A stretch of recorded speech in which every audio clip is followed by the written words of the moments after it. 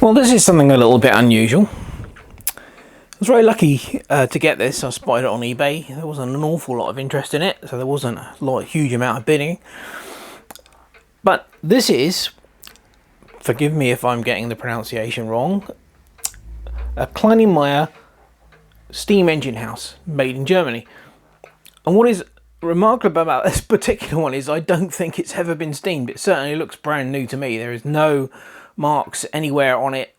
It really does look brand new. It came in its box, a few accessories, spare burner tray, and a little funnel, some tubing, and yeah, I've seen these before. They don't come up very often. They are unusual in the fact that the steam engine is entirely enclosed within the actual firebox. Let's see if we can bring you in on that a little bit better. Yeah, so there you can see, I get my pointy stick. There you can see the cylinder and the conrod. There's the crank in there. So yeah, it's very unusual in the fact that it's fully enclosed like that. But it's in lovely, lovely condition. As I said, I don't think this has ever been steamed. It certainly doesn't look like it has to me. There are none of the usual telltale signs that you get on these things when they've been steamed. But it's designed to take solid fuel tablets. We'll pull that out. Little solid fuel tray.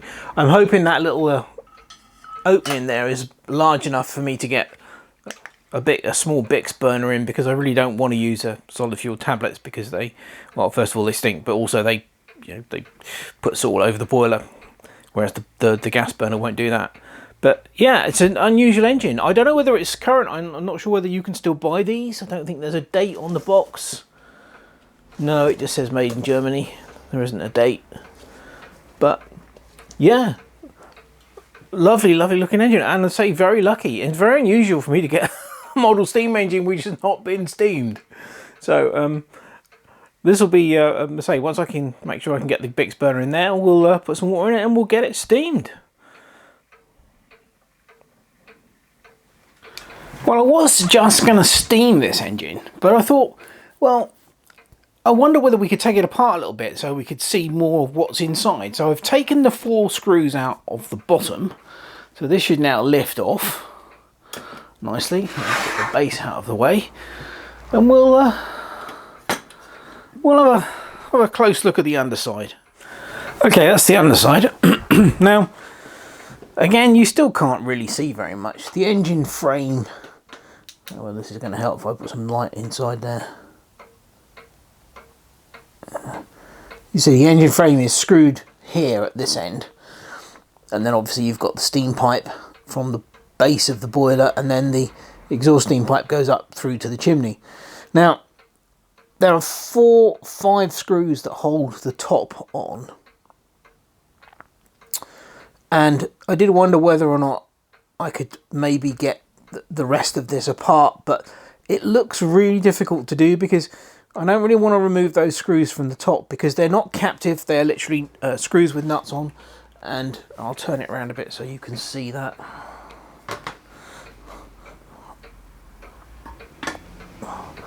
So as you can see, we've got 5 screws, and I can't see this one because this is in the middle of the boiler, obviously. But that one, and that one, they are definitely nuts, and I have no idea how I would get those back on again. You know, I would assume that the top is put on first, and then the insides of this are somehow put into the body. Yeah, somehow put into the body, and then it's bolted onto the base. But I'll have a quick look at it, see whether I can figure out a way of doing it. Well, it turns out that the 2 sides of the actual housing, if you like, are separate. So you get the idea. So I've taken this side off. Hopefully I'll be able to get the screws back in again. But now you can actually see the whole engine mechanism and how it works. There's the boiler, and let's see if we can close in on the actual oscillating cylinder. So little bracket on the front that supports the engine plate. Turn it around a bit. Turn it up that way. Might be a bit better. Yeah. So there you can see the crank. I'll turn the flywheel. There we go. So it's a very neat construction. Again, I'm not entirely sure how they managed to put it all together because the screws at the top, you can see these two holes here. Obviously let me come out again so you can see that. Yeah, right. Some light on there.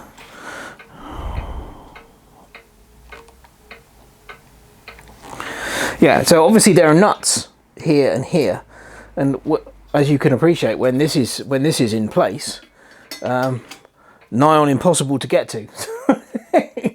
So I'd love to know the assembly, the assembly order, shall we say, for this engine when it was put together.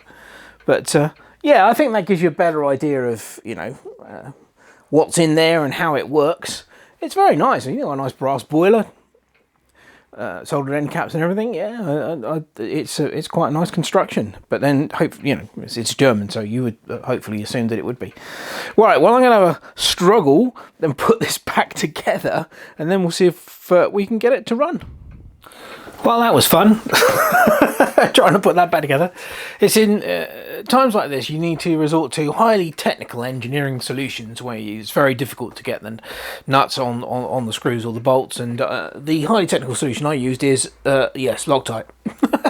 I simply Loctite the nut and the washer to the top lip of this and then put the screws in, and it works fine. So this can save your ass lots of times, trust me. So that's that. The little Bix gas burner will go in, but you have to rotate it through 90 degrees first and then rotate it up the right way. So we won't need to use the solid fuel tray, which is fantastic because they stink like hell and they also soot up the boiler. So that'll be nice and clean burning. So we'll just get some water in it and we're ready to go.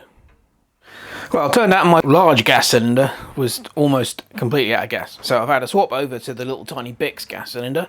Hopefully that will do the job. See how we're doing. Oh, I think we're very nearly there. We are there. Look at that.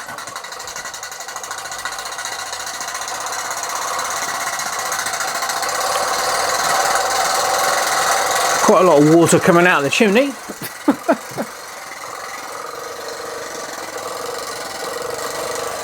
Well, it's interesting. It would tend to indicate the boiler's been overfilled, but I filled it up to the level plug, so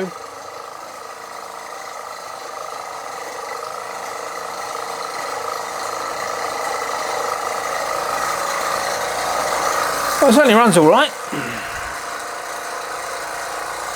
Let me turn the gas down a bit.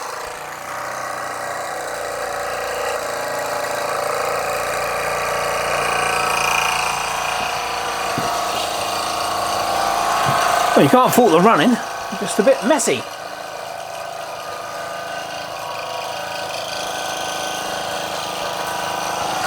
There we go. As I said, the boiler has a level plug, so I filled it up to there. I actually even tipped a little bit out, but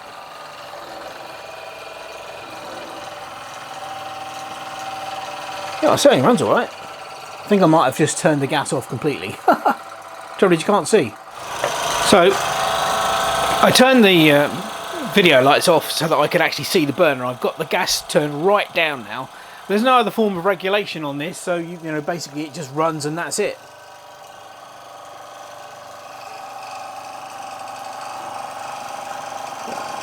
It's a nice little engine, but you know, covering up the entire works is kind of, you know, it makes it very boring because all you can see is the flywheel going around.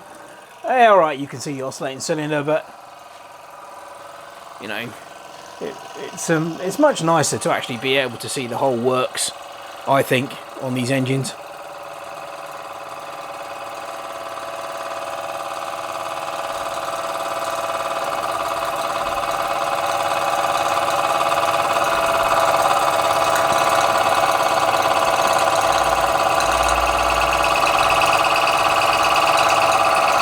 Much better with the gas turned down.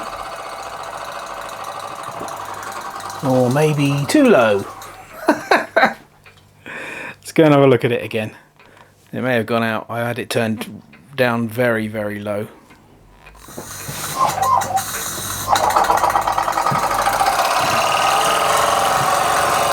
Well, there you go.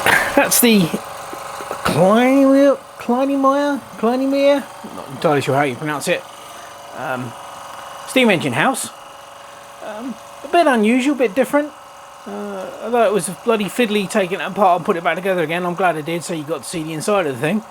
But as I said, it's very unusual for me to actually have a pretty much brand new steam engine to steam. So yeah, it's an interesting design, but I'd much rather see all the guts and the workings of the thing right out in the open. But there you go. Hope you've enjoyed this video, and thank you very much for watching. Cheers.